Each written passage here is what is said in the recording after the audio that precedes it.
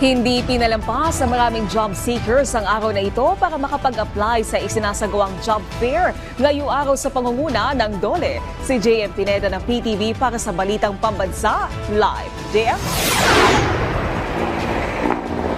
Naomi, dahil holiday nga, maagang gumising yung mga kababayan natin para pumila dito sa inilunsad ng Department of Labor and Employment na job fair dito sa Maynila.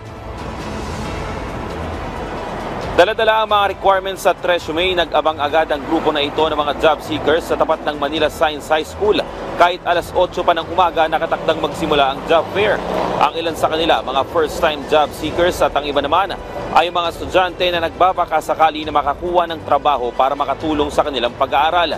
Ngayong taon may temang manggagawang Pilipino. Kaagapay sa pag-unlad sandigan ng mas matatag na bagong Pilipinas, ang job fair na ilunsad ng Department of Labor and Employment o DOLE sa iba't ibang lugar sa Pilipinas. Sa tala ng ahensya, aabot sa 216,000 na trabaho ang job opportunities ngayong taon sa mga job fair na kanilang binuo ngayong Labor Day. Nasa 34,000 ng overseas jobs ang kasama dyan na malaking oportunidad para sa mga Pilipino. Isa lamang ang Manila Science High School sa higit 6 na pong mga job seekers o job fair sites na binuksan ng ahensya ngayong araw.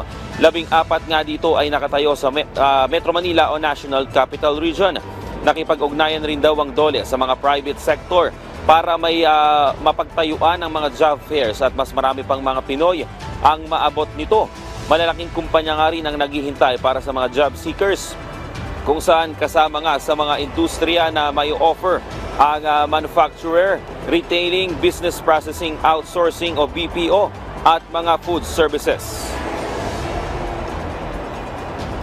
Naomi, sa ngayon nga hindi pa nakabukas yung Manila Science High School dahil alas 8 pa nga magsisimula yung job fair, pero unti-unti nang dumadami yung mga naghihintay dito sa labas ng eskwelahan ng mga job seekers. Kaya naman para sa mga taga Maynila o mga taga Quezon City o ibang mga lugar na naghahanap ng trabaho ngayon, pwede pa kayong humabol at pumila dito sa job fair na inilunsad ng DOLE.